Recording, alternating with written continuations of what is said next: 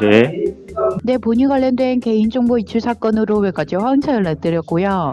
혹시 본인께서 서울 구로구에 거주하는 사람 알고 계십니까? 37세 남성이시고요.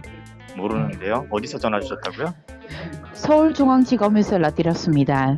네, 모르는 사람입니다. 제가 본인한테 이런 질문을 드린 이유는 저희가 이번에 를 중심으로 한 금융범죄 사기 조직을 검거를 했습니다. 당시 검거 현장에서 범죄 상대 통장 압수를 했는데요. 이 중에서 안지현 씨 명의로 된 조직 통장이 발견되어서 연락드렸고요. 네, 지금 개설일자를 확인해보니 작년 10월 12일 서울 신도림 지점에서 농협은행, 신길동 지점에서 우리은행이 발급되셨더라고요. 이 부분은 본인께서 발급받으신 게 맞으십니까?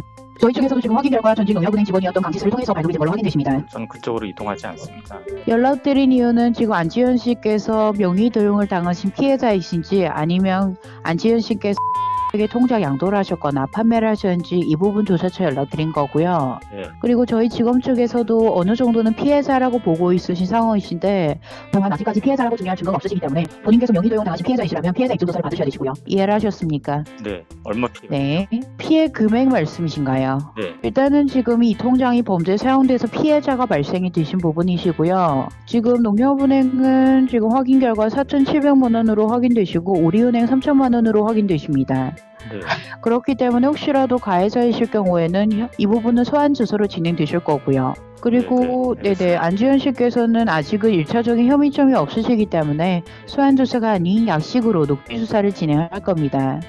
네. 어디로 연락드려야 돼요? 네, 지금 녹취 조사를 진행할 겁니다. 네, 네, 녹취 조사 중 가장 중요한 부분인데 본인을 대신해서 법원에 제출할 중요한 서류이기 때문에 주변 자금이나 제3자 목소리가 섞이면 주거사를 채택이 어렵습니다. 네, 네, 네, 실례지만 지금 직장에 계십니까? 네, 네, 일단은 녹취주사 같은 경우는 주변 자금이 들리시면 주거사를 채택이 어렵기 때문에 녹취주사 하신 동안에는 잠시 조용 곳으로 이동해주세요. 5분 정도 소요되십니다. 네, 지금 잠깐 바깥에 나와 있는데 직장이 아니라 네네. 다시 제가 전화 드리면 안 돼요?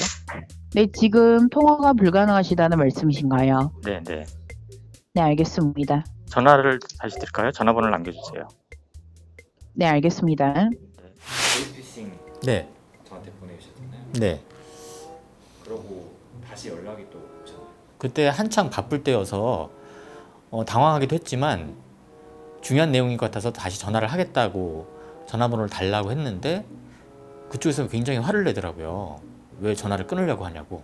근데 좀 이상한 낌새를 알아챈 적이 있었고요. 저한테 보내주신 파일의 여자분은 티가 나시는 분이었잖아요. 네, 근데 만약에 정말 이렇게 치밀하다고 가정을 했을 때 조금 속으셨을 수도 있었을까요? 충분히 그랬을 것도 같은 생각이 드는데 다행히도 제가 아는 분들 중에 이런 수사라든지 경찰 쪽에 계신 분이 계셔서 그런 전화를 받고 나서 바로 한번 여쭤봤거든요. 연락을 드려서 이런 전화를 받았다라고 했더니 그것은 보이스피싱이다라고 알려줘서 바로 대처할 수 있었습니다. 근데 만약에 저의 경우라고 하더라도 처음부터 굉장히 우리말이 익숙한 그런 분이 연락을 했다든지 뭐 검찰이라든지 이런 데서 연락을 했다라고 하면은 저도 의심하기보다는 굉장히 당황스러웠을 것 같다는 생각이 먼저 듭니다. 보이스피싱 강하게 되는 가장 크게 두 가지인 것 같아요. 첫 번째는 이제 불안해서죠. 이제 보이스피싱이라는 게 그 나쁜 사람들이 대부분 불안을 좀 유발시키잖아요. 그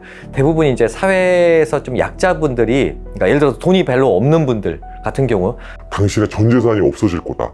라고 이야기한다든지 아니면 소중한 가족이 뭐 어디가 다쳐서 그런다든지. 그래서 공포 불안이라는 감정들을 유발시키는 것 같아요.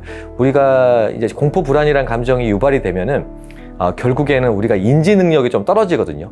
그러니까 소위 말해서 머리가 굉장히 좋으신 분들도 소위 우리가 멘붕 온다고 표현을 하잖아요. 그래서 혼란스럽게 되니까 그 정상적인 이성적인 생각을 못 하게 되고, 사실 그게 이제 범죄자들이 그거를 좀 이용하지 않나라는 생각이 듭니다. 보통 경찰, 검찰청 막 이렇게 우리가 흔히 접해보지 못하는 그런 기관들에서 연락이 오면 우리가 좀 어떻게 보면 권위라는 것도 어떻게 보면 불안하고 공포감을 일으키는 것 같아요.